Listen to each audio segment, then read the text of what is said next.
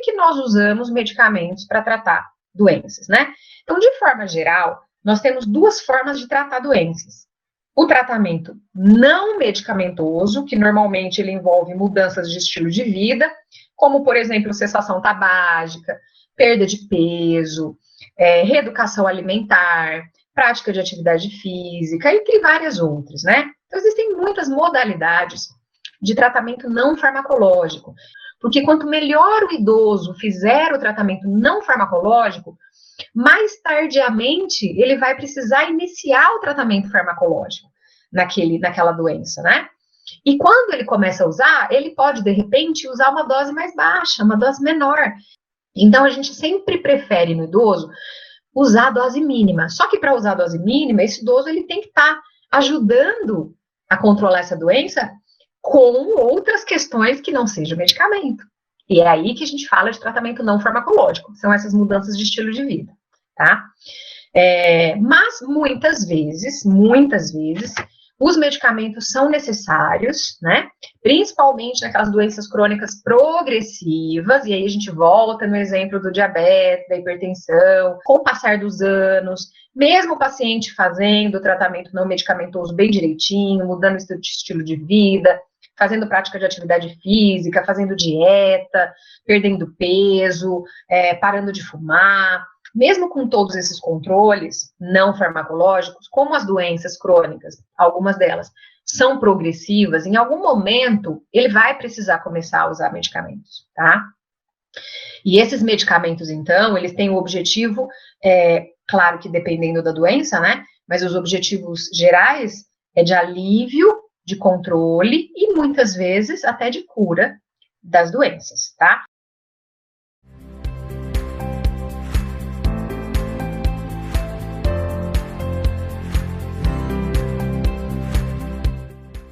E aí, gente, os problemas relacionados a medicamentos mais comuns, então, nos pacientes idosos, são problemas de efetividade, problemas de segurança e problemas de adesão, tá? Então, problemas de efetividade a gente falou bastante, são alterações próprias do envelhecimento humano, né, ou seja, da senescência, que podem impactar na efetividade e também na segurança desses medicamentos, é o que a gente vem falando até agora.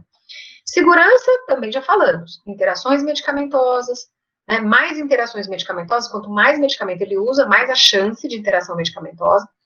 As interações medicamentosas, elas não são sempre ruins, a gente tem interações positivas, mas na maioria dos casos elas são indesejáveis, tá? E problemas de adesão, tá?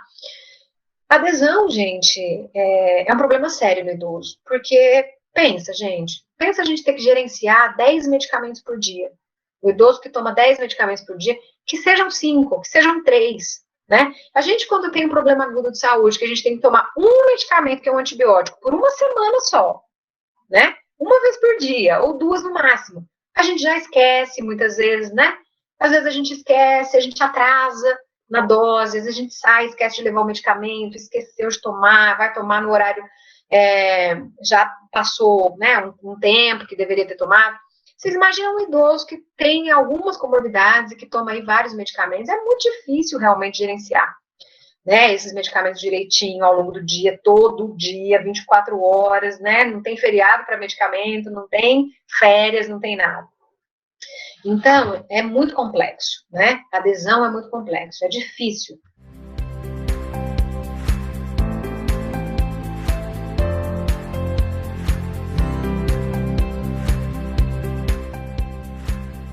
A polifarmácia, ela pode ser definida como o uso de 5 ou mais medicamentos, né, ao mesmo tempo. Então, esse paciente, ele usa pelo menos 5 medicamentos por dia. E o uso desses 5 medicamentos, ou mais, tá, gente, ele muitas vezes é necessário, como a gente falou, e tudo bem, se for necessário, se for usado de forma consciente, prescrita, racional, mas, gente, ele também tem os seus riscos, que a gente não pode deixar de falar, né? E esses riscos, eles aparecem especialmente quando esses medicamentos não são usados de maneira correta, ou quando os medicamentos prescritos não são as melhores combinações, porque um interage com o outro, né, um potencializa a ação do outro, um antagoniza a ação do outro, né, então, e aí começam a surgir aqueles problemas que a gente falou, que acontecem desde a prescrição até o uso dos medicamentos e que podem comprometer tanto a ação, né, quanto a segurança. Fiz questão de trazer esse pedacinho aqui de texto lá do boletim, que ele fala o seguinte: lembre-se de incluir na lista dos medicamentos que o paciente usa todos os medicamentos, incluindo aqueles que ele usa sem receita, né? Vitaminas, o idoso adora usar um polivitamínico. Gente, polivitamínico não é para todo idoso, é para o idoso que precisa.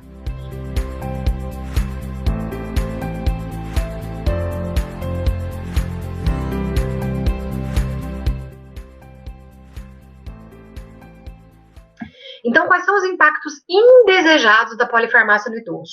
Reações adversas a medicamentos, em razão dessas alterações aí do processo de envelhecimento, né? E especificamente da redução da função renal nesse paciente. Interações medicamentosas, já falando. Aumento do risco de prescrição de medicamentos potencialmente inapropriados para esse idoso.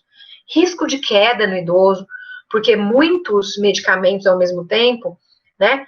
Eles podem interagir entre si, um pode aumentar o efeito do outro, então o paciente pode ter uma tontura e pode cair em função dessa tontura, o paciente pode ter uma hipotensão, né, e pode ter queda em função, o paciente pode ter uma hipoglicemia, pode desmaiar na rua, bater a cabeça, pode, então, né, risco de queda, muito risco de queda, problemas de adesão ao tratamento, porque quanto mais medicamentos, mais difícil é de gerenciar esses medicamentos, o uso desses medicamentos de forma correta, e aumento do tempo de hospitalização e de mortalidade, né? Então, são vários os impactos indesejados da polifarmácia no idoso, embora, algumas vezes, a polifarmácia é necessária.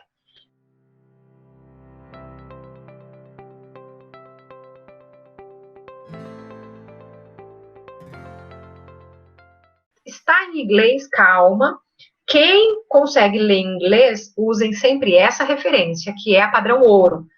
Quem tem dificuldade, o Brasil publicou, acho que em 2016, se não me engano, o Consenso Brasileiro de Medicamentos Potencialmente Inapropriados para Idosos, está tudo em português, eu já vou mostrar para vocês. Mas esse aqui é o nosso padrão ouro, tá? Esse documento também traz listas de medicamentos, ele classifica os medicamentos potencialmente inapropriados para idoso em 3 classes, 3 categorias. Aqueles que sempre deveriam ser evitados no idoso, sempre. Aqueles que são potencialmente inapropriados para idosos que têm alguma doença específica e aqueles medicamentos que podem ser usados, assim, mas se usados no idoso, precisam ter acompanhamento da equipe de saúde, tá? Além dessas 3 categorias, ele traz 2 listas, que são interações medicamentosas clinicamente importantes no idoso e medicamentos que deveriam ser evitados ou pelo menos ter um ajuste de dose para paciente que tem função renal comprometida, tá? Então, bem bacana. Eu trouxe aqui, mas é só a título de curiosidade, tá? As tabelas desse documento. Então, essa aqui é a tabela daqueles medicamentos que sempre devem ser evitados no idoso. Tem muitos anticolinérgicos aqui. Esses antigripais têm muito medicamento com forte efeito anticolinérgico, gente, que pode causar um monte de coisa ruim no idoso. Um monte de reação adversa no idoso, desde de confusão mental e tudo mais. Então, antigripal, aquilo que o idoso vai na farmácia e compra sozinho, por automedicação, tá?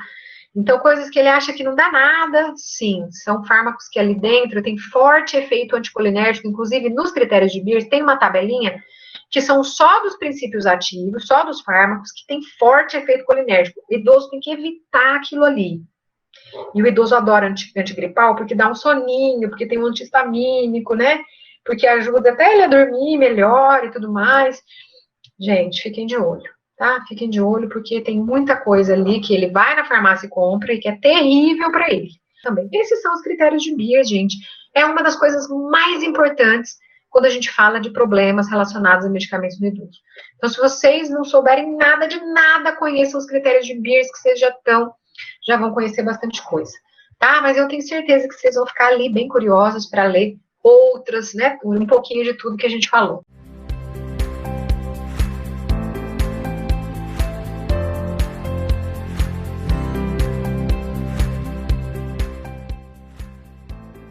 Reação adversa a medicamento nem se fala, né, gente?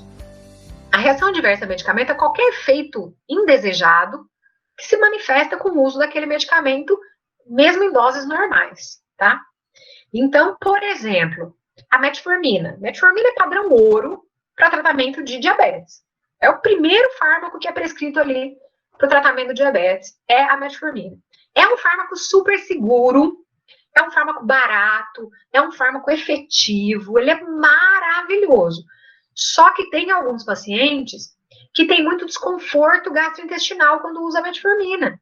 Então, gente, a gente precisa trabalhar com aquilo que a gente pode, né? Então, por exemplo, o que a gente pode fazer para aliviar esses sintomas dessa reação adversa da metformina, que é esse sintoma que muitos pacientes têm, até 30% dos pacientes que usam metformina têm esse desconforto abdominal, gastrointestinal, desculpa. O que a gente pode fazer? Tomar a metformina com o estômago bem cheio. Pronto, gente, isso já vai resolver a situação para a maioria desses pacientes.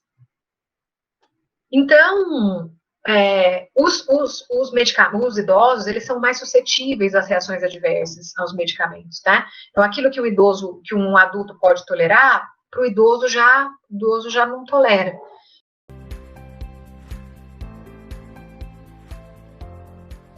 Um resumão da ópera, tá?